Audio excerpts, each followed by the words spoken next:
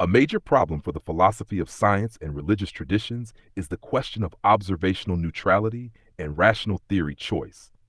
Can one's observations be independent of an entire theory or paradigm? Can there be a rational choice made between theories, paradigms, and religious traditions? The question is answered variously by relativists, objectivists, pragmatists, and realists. My thesis is to offer a possible idea that might point towards an answer. In The Structure of Scientific Revolutions, Thomas Kuhn outlines the pragmatist approach to the question of theory choice succinctly, giving several examples why he believes rational theory choice is not possible. The book has since become famous as an example of paradigm or worldview analysis as it relates to the question of scientific methodology and principles. Initially, Kuhn argues that the transformation of a prevalent theory choice is like a revolution. These transformations of the paradigms of physical optics are scientific revolutions, and the successive transition from one paradigm to another via revolution is the usual developmental pattern of mature science. Next, Kuhn explains that normal science is puzzle solving and that the choice of paradigms simply provides a criterion for choosing problems that are assumed to have an answer. Third, he details the nature and inevitability of scientific revolutions, writing, "Scientific revolutions are inaugurated by a growing sense that an existing paradigm has ceased to function adequately." He proceeds to compare scientific revolutions to political revolutions in that there is a period of crisis, division into factions, and mass persuasion eventually prevails to establish the victorious paradigm. Kuhn falls into scientific relativism at this point, declaring, "The choice of paradigms cannot be determined by merely the evaluative procedures characteristic of normal science, for these depend in part upon a particular paradigm, and that paradigm is at issue. When paradigms enter, as they must, into a debate about paradigm choice, their role is necessarily circular. Each group uses his own paradigm to argue that paradigm's defense." Brackets mine. Since for Kuhn, there is no standard higher than the assent of the relevant community, he carries this thinking through and argues that scientific revolutions are changes of worldview. When paradigms change, the world changes with them, Kuhn says. It is as if the academic community has been transplanted to another planet where scientists are responding to a different world. It is at this point that Kuhn correctly elucidated that paradigms are requisite for perception itself. Paradigms or worldviews are the matrix or program through which we interpret the world. They are a schema that we develop from our given upbringing, social relations, and individual thought. Kuhn does not seem to think, however, that Gestalt experiments are definitive proofs that observation is theory-based. They do display characteristics of perception that could be central to scientific development. The reason for this seems to be that a Gestalt experiment is an isolated event in which the subject knows his perception has shifted and can be controlled and checked by the subject. The scientist, however, cannot have recourse to anything beyond what his eyes and instruments tell him because there is no higher reference point to refer to. Kuhn goes on to give some astronomical examples of paradigm shifts. William Herschel's discovery of Uranus, which had previously been believed to be a star, and that Western astronomers first saw astronomical change 50 years after Copernicus' new system. The Chinese, Kuhn clarifies, had observed sunspots centuries before Galileo. What was before a star was now a planet. Scientists now operated in a new world, Kuhn concludes. At this juncture, we can find common agreement and disagreement with Kuhn. It is clearly the case that observation is theory-dependent. There are sympathies with Quine and meaning holism at this point. How else can one relate the objects of experience without a system that interprets them and places them? Quine's model of a graph or web is helpful here, especially since transcendentalists agree that our worldview is more like a web of beliefs, with some situated at the center functioning as more foundational than others. These distal beliefs can be dispensed with or retained without damage or reconstruction of my worldview as a whole. However, some beliefs, things that would be necessary for rationality at all, I would be far less likely to give up. In fact, giving them up would lead to relativism and incoherence. These are preconditions for rationality or transcendentals. Here we could list things like the belief in the basic principle of induction, causality, the existence of the self, and so forth. But from Kuhn's vantage point, he is forced into agreement with the skeptic if one seeks a justification for these things in the normative sense of epistemic justification, because there will not be an answer. A transcendental belief is something that is, in a sense, outside the sphere of normal empirical justification, or at times even a priori or logical justification due to the nature of the belief in question. This historic dilemma is what has given rise to the realist and pragmatist approaches. When one is discussing the things that are the necessary conditions for justification at all, one cannot use the same type of criterion or mode of justification as normal epistemic justification. An example here should be helpful. In debates about God's existence, it is often assumed by those a strict empirical bent that the fact that God has not been seen by such and such believer provides a formidable argument against his existence. This, however, is what one religious philosopher has aptly called the crackers in the pantry fallacy. Since, by definition, God is not like anything else in experience, it's absurd to ask if he has been seen, since he cannot be seen.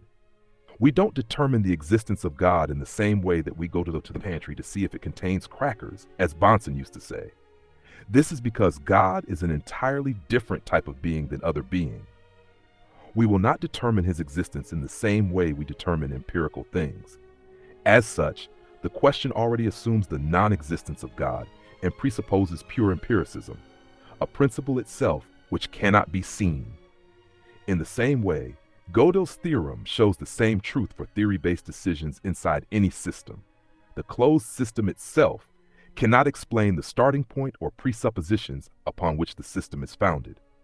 Any attempt to explain the system or set or paradigm with the system's own criteria ends up being circular, and circular reasoning is not acceptable for those of the rationalist or empiricist bent. The point of this article is not to debate God's existence, but to show that what one considers a justified, rational belief will invariably depend upon one's paradigm. Operating within a presupposition of strict empiricism as one's worldview, as the modern world still does, the dismissal of rational theory choice is inevitable, but upon further examination, is problematic and incoherent on its own grounds. Thus, we can agree with Kuhn that our paradigms themselves will contain within themselves apparent justifications, but those will not suffice to compare other paradigms. Eastern theologian Dr. Philip Sherrard offers an illuminating perspective on this question in relation to traditions and traditionalism and choosing between traditions, which readers will here recognize as the same issue as Kuhn's concern for and ultimate rejection of rational theory choice. In his essay, The Tradition and Traditions, Dr. Sherrard says of traditional systems and the choice between them, to answer this question implies that one is already in possession of the knowledge according to which it can be answered. Clearly, to discern to what degree a particular tradition is universal already presupposes that one has the knowledge which makes it possible for one to do this, this knowledge necessarily being no less than the highest humanly possible. It is precisely here that what one might call a petitio principii is involved, and that the shift in question takes place. For the degree of knowledge one possesses will be that represented in the tradition from which one has obtained it. Otherwise, one would not be in possession of it. To say then that this is the highest degree of knowledge, the fullest expression of the truth possible, which one must say if one is to carry out the act of discernment with which we are concerned, and consequently that the tradition through which one has obtained it is a universal tradition in the full meaning of the words, is simply to argue round in a circle. It is to use as one's criteria of what constitutes the highest degree of knowledge, and hence of where this is fully represented, precisely those principles enshrined in the tradition from which one has obtained them in the first place.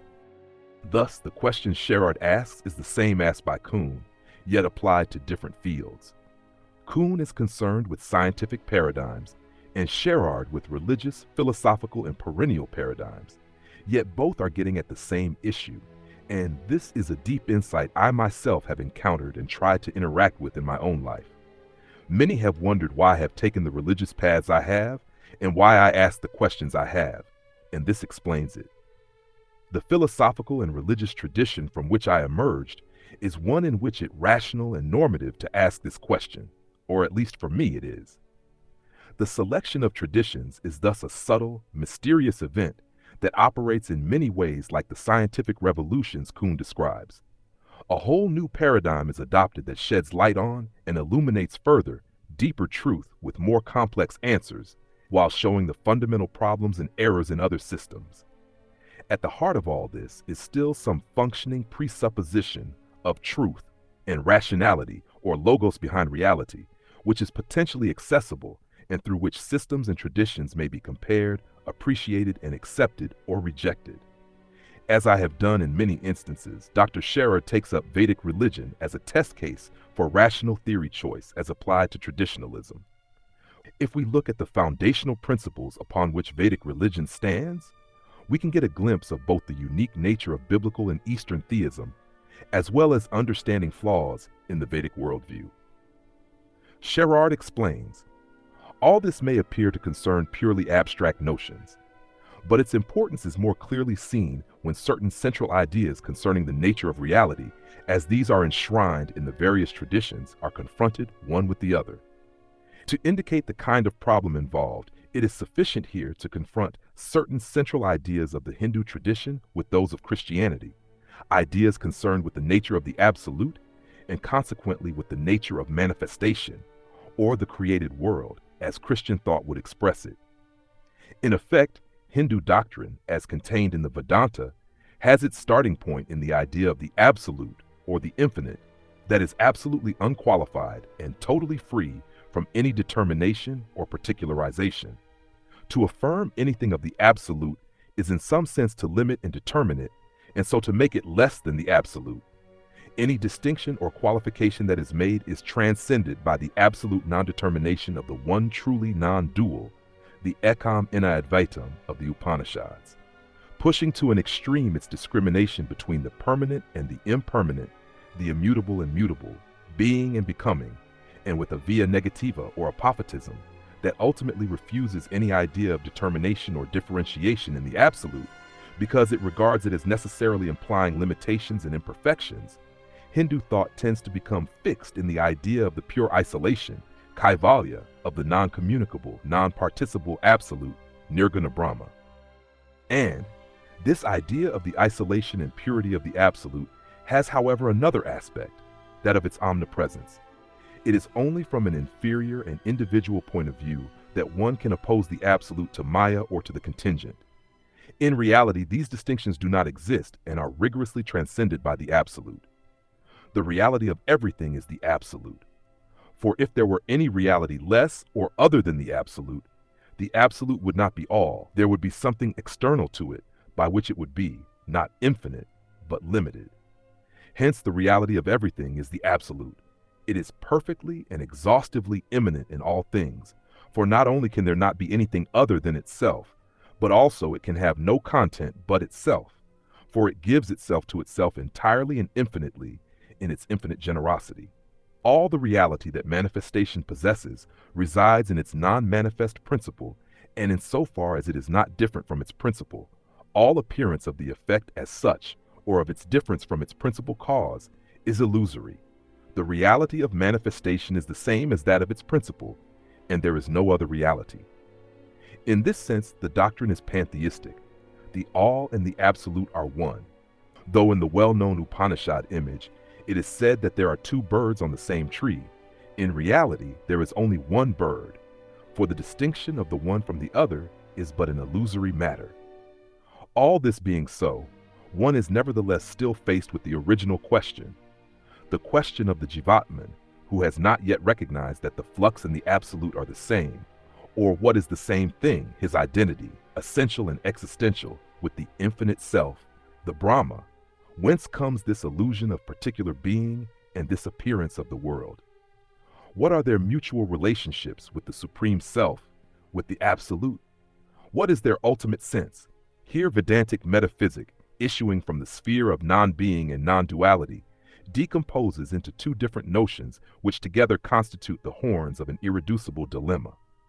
One is the notion of the illusory transformation of the absolute all that is really the absolute, and only because of individual ignorance does it appear other than the absolute preserves the total purity, simplicity, immutability, and permanence of the absolute, but leaves unaccounted for the fact, fictitious or real, of error. The absolute cannot err. From what cause, then, cosmic or supracosmic, proceeds this ignorance according to which I err in thinking myself other than the absolute? If the idea of my separate identity is an illusion from which I must escape through spiritual realization, why does it come to be at all? And if its coming to be is only an appearance and has no ultimate reality, so that in a sense it has never really come into being, why does this appearance come to be?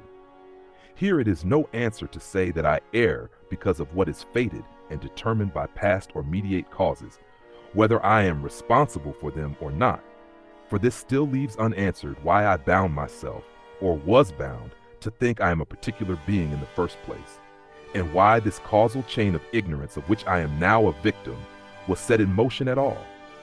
Who or what, that is to say, determined this original false choice of identity? Who or what determined originally that I should think of myself? And why was it so determined? If in order to answer these and similar questions, the notion of the illusory transformation of the absolute is replaced by that of its real transformation, it is then possible to give some account of how and why the world, the self, and their identity and separateness have arisen. But in this case, the purity, non-particularization, and immutability of the absolute are sacrificed, and a whole host of fresh dilemmas are presented. It is difficult to avoid the conclusion that according to the Vedanta, there can be no understanding of the relationships between the absolute and manifestation that does not involve either an acosmism, reducing the world and particular beings to the unaccountable appearance of Maya and the ignorance that goes with it, or the disruption of the absolute simplicity, immutability, and transcendence of the divine essence. Sherard has hit upon crucial insights here. In any system of thought or belief, the most foundational belief will condition all the rest in some way. The belief in or rejection of God or some deity will condition the view of the rest of reality. Being, for example, is either created or not, and either option will have tremendous ramifications for how one approaches reality. As has been examined many times in my articles, the view of the starting principle of truth or God in the scheme of classical Western theism is one of absolute divine simplicity, which has evident similarities with the Neoplatonic and Vedic philosophies. In his essay, Christian Theology in the Eclipse of Man, Sherard relates the error of Neoplatonic divine simplicity as conditioning the philosophical discourse of the West, resulting in the inability of the unity of a substance to allow for real, multiple substances within a single object. The ability to have a balance between the one and the many is a crucial point in any philosophical system. Multiple substances or essences can subsist in a single object in a unitive way that maintains the continued existence of both, with no destruction or absorption of one into the other. Thus, the doctrine of the divine energies that are really distinct from the divine essence in each other are also uncreated and fully divine. Divine unity does not absorb the divine multiplicity in any kind of imbalance. Likewise, for the metaphysics of created reality, there is a unity in multiplicity in any object, and the unity of the object does not destroy the multiplicity of its parts or aspects, and more than multiplicity destroys the unity. And as with Sherard's analysis of Vedic religion, where all is absorbed into the absolute, so with modern secular materialism, all is absorbed into the mass of material unity. Without the reality of unity and multiplicity in balance, monism of some form is always going to be the result. The basis of this balance between the one and the many is the theological balance of one and many, and any system which negates this ultimate balance, or like Platonism makes change, multiplicity and difference the source of the fall or evil, is reduced to the incoherent, contradictory problems of monism. Sherard is perceptive to choose this absolutist monism as a key element that unites the perennial tradition S. So the theory choice Sherard engages in is similar to the process Kuhn points out, yet has unique features insofar as the subject matter of religious traditions is much more involved than in many scientific paradigms. Religious traditions tell us much more about the world and include a larger scope than scientific theories are supposed to. Yet often, scientific theories are simply masks for rival mythologies, despite the guise of secular, humanistic, technological progress they don. For Sherrard and the Religious Inquirer, the principles at work are more fundamental and large scale. We are asking about the absolute, God, and the rest of reality. Although science may not directly ask that question or pretends to not care or oppose the notion, it implicitly makes sweeping metaphysical declarations on the subject by its very theoretical process. In the process of rational religious theory choice, we are still bound to the system that is logical, logos-ical. Its truth is certainly super-rational, but there is nothing contradictory about super-rational matters. Too often in the degenerate state of Western religion as a whole, matters of faith are considered fideistic, while matters of fact are treated as self-evident maxims. If God is truth and truth is logos, then even the divine mysteries are supremely logical and rational, regardless of whether we as finite humans grasp them.